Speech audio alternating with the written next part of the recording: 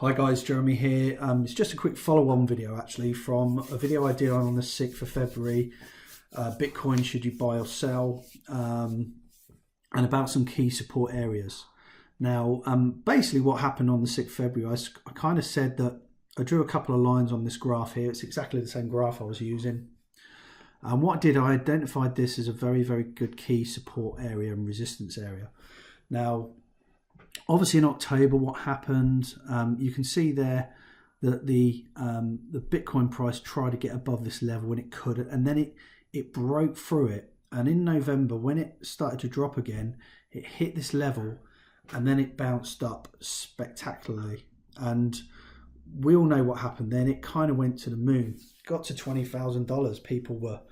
People thought, I want to be a part of this Bitcoin frenzy, and they were obviously selling cars to invest and getting money on their credit cards, remortgaging their houses.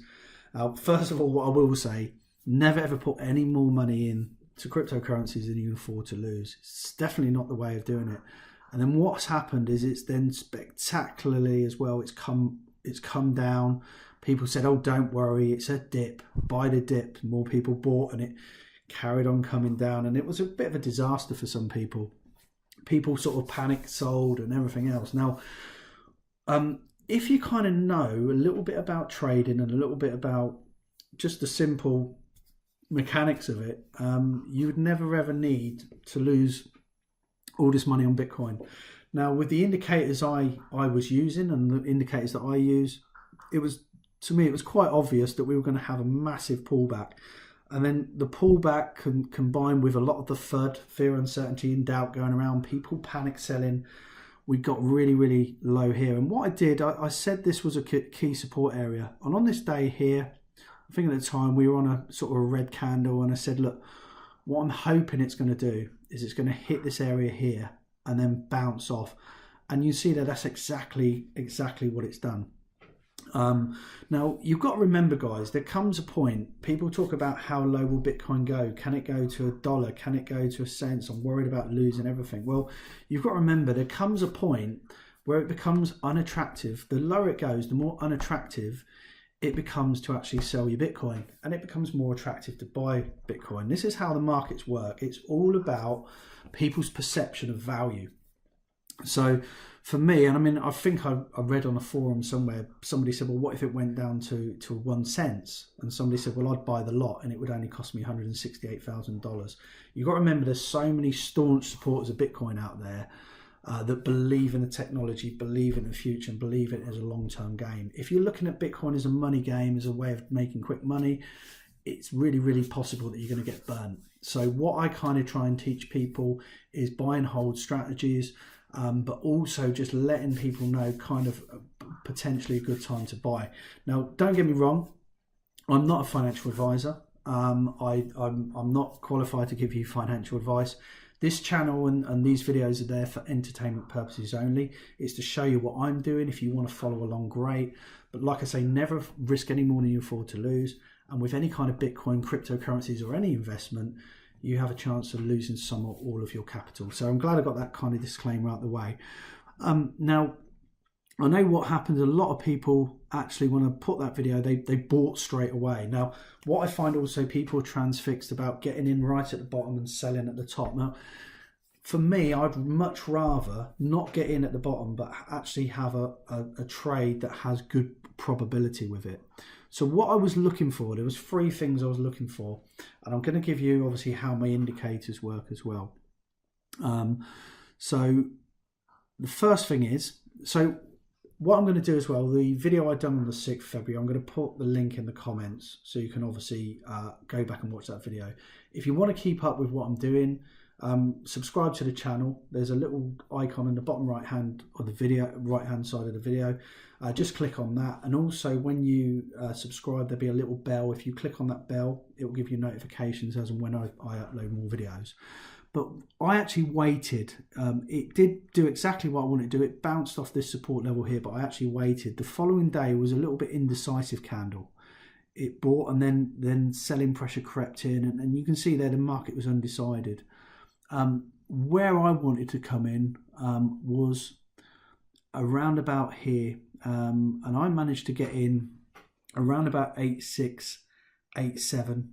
And what I was looking for this blue line on this MACD indicator to cross there. So what I'm going to do, I'm just going to explain how these indicators work.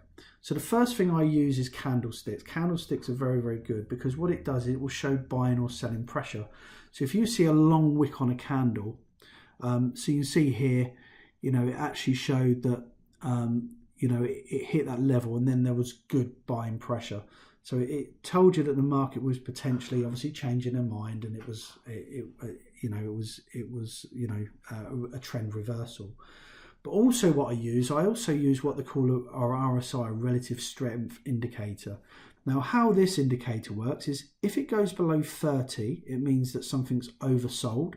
If it goes above 70, it's overbought. Now I just want to show you how reliable this indicator is. You see here, we were massively overbought when the price was hitting $20,000, massively overbought. So I knew that at some point we were going to get a dramatic drop down.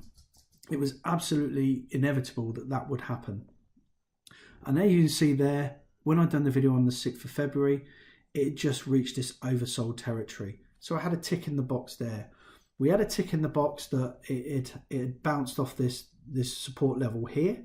So that was a tick in the box. We had a tick in the box there that it was oversold.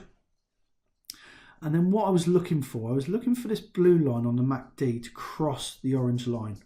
And that will show momentum. That shows that it's a reversal trend. But also what I wanted to do as well, I wanted to make sure that this wasn't just a little pullback here before continuation of a downward trend.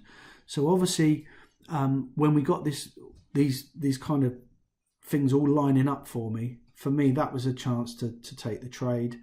And I got in at a decent price. You see there, made around $3,000. It's gone up, to about $2,500. Now what I want to do is, obviously some people saying, well, have I missed this bull run? You know, what do I do now? Do I buy or sell? So what I've done also, I've just drawn another blue line on here. And what this is another key area. So you can see there from previous, we've struggled to get over this area. The area we're talking about is about $11,800. I believe if we can get over this blue line, all we've got coming up then is we're definitely going to be seeing a price of, I think, 12,500. And really, there's a little bit of support level there, but it's not. I don't think it's going to really be a massive. It's not really going to halt the bull runs as much as it could do. So I think if we can get through this area here, we could be looking at getting this price. You know, I think around about the sort of 15,000 mark could be where we see the next real kind of resistance. So it's quite an exciting time. And for me, it's looking very, very bullish. But you know, we've got to keep an eye on these indicators. This is going to be paramount. If we see that not manage to get over that line today, we could have another little pullback here. But what this is telling me, really, we're getting higher highs and higher lows on the. So it shows me it's not a pullback. It is actually a reversal of the downwards trend.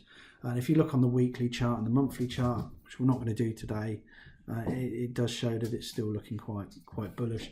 And anything on the RSI as well, anything above 50 is bullish. So we just keep an eye on it here. But the great thing about this indicator is it actually, you know, a lot of people get into a good trade, they make a lot of money, and they get a bit greedy. What the RSI does is it tells you when you're into that category there of over 70. That's telling you when really if you are going to come out of the trade, you know, you should. But most of my strategies are actually to buy and hold Bitcoin for the longer term anyway. Like I say, it is possible to make a little bit of money, but you know, if you start doing well with Bitcoin and cryptocurrencies, it doesn't hurt to change some into fiat. Some people will tell you, don't change it into fiat, be a hodler. Well, at the end of the day, we're here to make money. So, you know, these are the times where you want to be selling your Bitcoin if you're going to.